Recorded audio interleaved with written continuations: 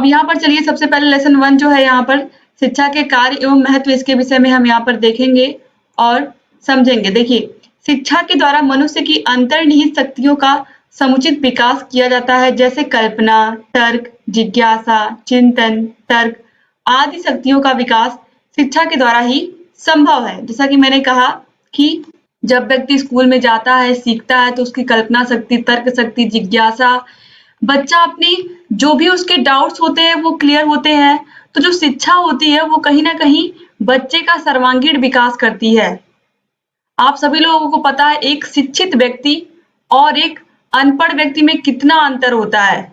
आप सभी लोगों को पता है कि कहीं न कहीं जो शिक्षित व्यक्ति होता है वो समाज को एक नई दिशा देता है, जो कुरीतियाँ हैं समाज की उसको खत्म करता है, समाज में हमेशा एक प्रकाशवान व्यक्ति की तरह रहता है। यानी कि अगर व्यक्ति शिक्षित होता है तो अपने आस-पास के लोगों को भी शिक्षित करता है, अपने आस-पास के लोगों को भी जागरूक करता है और अपने जीवन को तो वो अच्छा बनाता ही है, लेकिन साथ ही साथ अपने घर, परिवार, समाज को भी एक नई दिशा देता है। तो इसीलिए शिक्षा जो है वो अत्यंत ही महत्वपूर्ण है किसी भी व्यक्ति के लिए।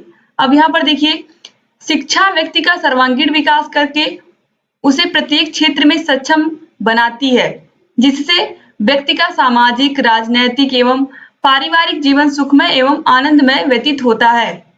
तो आप लोगों ने देखा कि जो शिक्षा होती है वो व्यक्ति का सर्वांगीण विकास करती है, चाहे वह उसका सामाजिक विकास हो, राजनैतिक विकास हो, पारिवारिक विकास हो, सभी प्रकार से एक व्यक्ति के जीवन को सुखमय बनाने के लिए शिक्षा अत्यंत आवश्यक है। अब दोस्तों देखिए, शिक्षा के द्वारा सामाजिक भावना का विकास होता है, जैसे सद्भावना, प्रेम, सहकारिता, दया आदि का विकास होता है। जब व्यक्ति स्कूल में आता है, शिक्षा लेता है तो उसके अंदर सद्भावना का विकास होता है, दया की भावना का विकास होता है, सहयोग की भावना का विकास होता है। जब हम कोई सामूहिक कार्य करते हैं तो एक दूसरे का सहयोग हमको प्राप्त होता है। यहाँ पर स्कूल में बच्चे आते हैं तो उनके मित्र बनते हैं। तो ये सभी जो होता है कहीं न कहीं शिक्षा के द्वारा ही ये चीजें हो पाती हैं। देखिए, शिक्षा के द्वारा अच्छे नागरिकों का विकास होता है, क्योंकि किसी भी राष्ट्र का आधारशिला उत्तम नागरिक हैं और शिक्षा के द्वारा ही प्रत्येक व्यक्ति को उसके कर्तव्यों और विचारों का ज्ञान कराया जा सकता है। यानी कि जब व्यक्ति शिक्षित रहेगा तो हम उसके कर्तव्यों और विचारों का ज्ञान उसको हम करा सकते हैं। यानी कि क्या सही है, क्या गलत है, किस दिशा में जाना चाहिए, कौन सी चीज हमारे समाज के लिए अच्छी है। जब व्यक्ति शिक्षित रहेगा तो बहुत ही आसानी से इन सभी चीजों को सीख पाएगा। तो एक व्यक्ति का शिक्षित होना बहुत जरूरी है।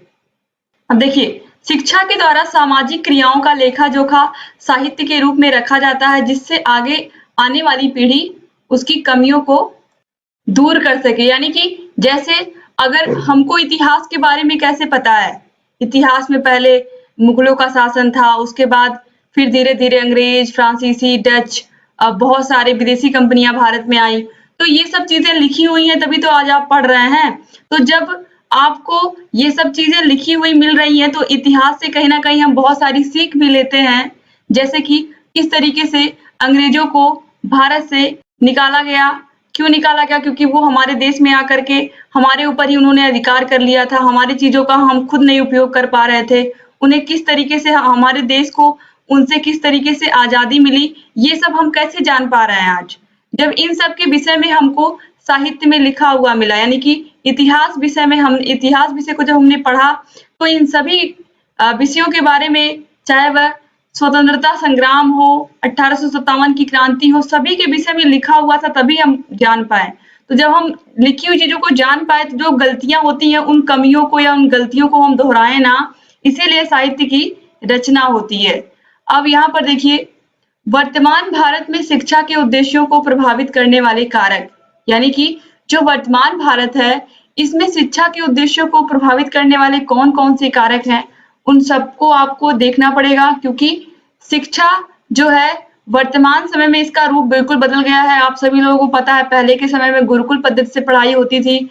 बच्चे घरों से दूर जाते थे, आश्रम में शिक्षा ग्रहण करते थे, आश्रम में रहते थे, वहीं पर खाते पीते थे, वहीं पर पढ़ाई करते थे। फिर जब शिक्षा पूरी होती थी तब अपने घरों को वापस आते थे। लेकिन आज के समय में बच्चा स्कूल जा रहा है, सुबह जा रहा है, शाम को घर आ रहा है। तो कहीं न कहीं जो वर्तमान परिवेश है और बहुत पहले का प्राचीन परिवेश है, उसमें शिक्षा में बहुत परिवर्तन आया है। पहले में शिक्षा के उद्देश्यों में भी बहुत ही अंतर है। पहले का उद्देश्य था बच्चा ज्ञान में प्रवीण हो जाए, हर एक विषय उसको अच्छे से समझ में आ जाए। वो जैसे धनुष बाण किसी भी कला में निपुण हो जाए। और अभी का क्या है, अभी अभी जो बच्चे पढ़ाई करते हैं, लिखाई करते हैं, उनको डॉक्टर बनना है, इंजीनियर बनना है, पुलिस बनना है या टीचर बनना है। इस तरीके से बच्चों के सपने होते हैं। तो कहीं न कहीं जो उद्देश्य है शिक्षा का वो बहुत ही डिफरेंट हो गया है पहले के टाइम में और अभी के टाइम में। तो अब शिक्षा के जो उद्देश्य है उनको प्रभावित करने वाले कौन-कौन से ऐसे कारक हैं? तो चलिए हम देखते हैं। देखिए, शिक्षा पर दर्शन का अधिक प्रभाव पड़ता है। जैसे प्रकृतवादियों के अनुसार आत्म अभिव्यक्ति एवं व्यक्ति का संपूर्ण विकास, उनकी मूल प्रवृत्तियों का शोधन, जबकि आदर्शवाद के अनुसार आत्म अनुभूति, चरित्र निर्माण, व्यक्ति का विकास शिक्षा के आदि उद्देश्य थे। यानी कि प्रकृतिवाद के अनुसार व्यक्ति का संपूर्ण विकास और व्यक्ति के आत्म अभिव्यक्ति की आजादी, प्रकृतिवाद के अनुसार ये शिक्षा का उद्देश्य था। जबकि जो आदर्शवाद है उसके अनुसार आत्म अनुभूति, चरित्र निर्माण और व्यक्ति का विकास ही शिक्षा के उद्देश्य थे पहले के समय में। अब देखिए यहाँ पर दूसरा क्या है, दूसरा पॉइंट है समाज में रहने वाले व्यक्तियों को जीवन जीने का ढंग भी शिक्षा के उद्देश्यों पर प्रभाव डालता है। महात्मा गांधी, विवेकानंद, टैगोर सभी का जीवन दर्शन शिक्षा के उद्देश्यों को प्रभावित करता है। यानी कि जो हमारे समाज में विशेष व्यक्ति थे जिन्होंने अपने जीवन में बहुत ही अच्छे-अच्छे कार्य किए, लोगों को जागरूक किया, सामाजिक कुरीतियों को समाप्त किया, तो उनके जीवन दर्शन का भी शिक्षा पर बहुत ही गहरा प्रभाव पड़ता है। जैसे कि हमारे देश में महात्मा गांधी हुए, विवेकानंद हुए, रविंद्रनाथ टैगोर हुए, सभी का जीवन दर्शन शिक्षा के उद्देश्य को प्रभावित करता है। किस तरीके से इनका जीवन दर्शन था और इन्होंने शिक्षा के विषय में, शिक्षा को लेकर के अपने क्या विचार दिए वो भी अत्यंत ही महत्वपूर्ण है और वो भी शिक्षा के उद्देश्य को प्रभावित करता है। अब इसके बाद है समाज की दशाओं का शिक्षा के उद्देश्य पर पर्याप्त प्रभाव पड़ता है। जैसे जहाँ की शासन व्यवस्था होगी उसी के अनुरूप शिक्षा का उद्देश्य प्रभावित होता है। ये बिल्कुल सही है। जिस तरीके से जहाँ की शासन व्यवस्था होगी उसी के अनुरूप वहाँ का जो शिक्षा का उद्देश्य होगा वो भी निश्चित रूप से प्रभावित होगा। अब यहाँ पर दोस्तों देखिए, इसके बाद चौथा पॉइंट है किसी देश का आर्थिक स्तर वहाँ के शिक्षा के स्तर को प्रभावित करता है। जैसे यहाँ पर देखिए, भारत जैसे देश में शिक्षा के उद्देश्यों को पूरा उचित साधनों के अभाव में नहीं किया जा सकता है। यानी कि जो विकसित देश हैं और जो विकासशील देश हैं, उनके शिक्षा के उद्देश्यों को पूरा करने में जहाँ पर सभी साधन उपलब्ध है वहाँ पर शिक्षा के उद्देश्य आसानी से पूरे हो जाते हैं। और जहाँ पर सभी साधन अभी नहीं उपलब्ध है, जैसे कि जो विकासशील देश हैं, वहाँ पर शिक्षा के उद्देश्यों को पूरी तरीके से प्राप्त नहीं किया जा सकता। आप सभी लोगों को पता है कि हमारे देश में अभी भी बहुत ज़्यादा बाल मजदूरी होती है। तो छोटे-छोटे बच्चे हैं वो कारखानों में काम करते हैं, छोटी-छोटी दुकानों पे काम करते हैं, चाय के कप प्लेट धुलते हैं। तो इस तरीके से अगर आप देखेंगे तो जो हमारा देश है, यहाँ की जो आर्थिक स्थिति यानी कि जो हमारा देश अभी वो विकासशील है, विकसित देशों में नहीं आया है। तो यहाँ पर अभी भी जो शिक्षा है वो बहुत ही एकदम अभी जितना होना चाहिए उस स्तर पर नहीं है, विकसित देशों से अगर तुलना की जाए, खासकर अमेरिका, फ्रांस, ब्रिटेन इन देशों से अगर तुलना की जाए तो हमारे देश की जो शिक्षा व्यवस्था है वो कहीं न कहीं जो गरीब परिवार के बच्चे हैं अभी भी कुछ ऐसे हैं जो स्कूलों में नहीं पहुँच पाते हैं। सरकार ने अपने स्तर पर बहुत सारे प्रयास किए हैं, प्राइमरी विद्यालय हैं, माध्यमिक विद्यालय हैं, लेकिन बच्चे स्कूलों में नहीं पहुँच पाते हैं क्योंकि गरीबी बहुत है देश में। तो यहीं पर होता है शिक्षा का उद्देश्य, जहाँ पर उचित साधनों के अभाव में शिक्षा का उद्देश्य पूरा नहीं हो पाता है। तो ये बहुत बड़ा चिंतन का विषय है, किस तरीके से बच्चों को स्कूल में लेकर के आया जाए। सरकार इसके लिए बहुत प्रयास करती है, आप सभी लोगों को पता है। स्कूलों में फ्री में खाना यानी कि एमडीएम मिलता है बच्चों को खाने के लिए, बच्चों को निःशुल्क यूनिफॉर्म मिलता है, इसके अलावा बच्चों को बैग मिलता है, बच्चों को कॉपी किताब मिलती है, बच्चों को हर वो चीज़ मिलती है स्कूल में जो उनको चाहिए होती है। उसके बाद भी स्थिति अभी बहुत अच्छी नहीं है, लेकिन धीरे-धीरे सरकारें प्रयास कर रही हैं कि स्थिति सुधरे। आप लोग भी टीचर बन के जाएँगे, आप लोग भी पूरा प्रयास करिएगा कि स्थिति सुधरे ही आगे चल करके।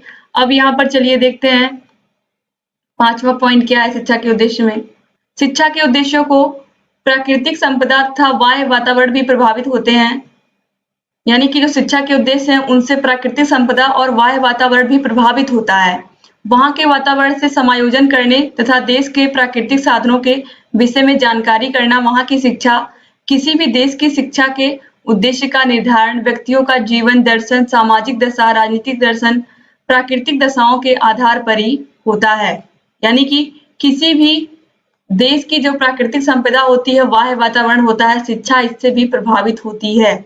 यानी कि जो प्राकृतिक साधन होते हैं, उसके विषय में भी बच्चों को बताना, किसी भी देश का शिक्षा का जो उद्देश्य होता है, वो व्यक्तियों के जीवन दर्शन में बदलाव लाना, वहाँ की सामाजिक दशा को अच्छा करना, राजनीतिक दर्शन को अच्छा करना, यही सब होता है शिक्षा का उद्देश्य। तो दोस्तों, आज आप लोगों ने देखा कि शिक्षा का कार्य क्या है, शिक्षा का महत्व क्या है और शिक्षा के उद्देश्य क्या-क्या हैं।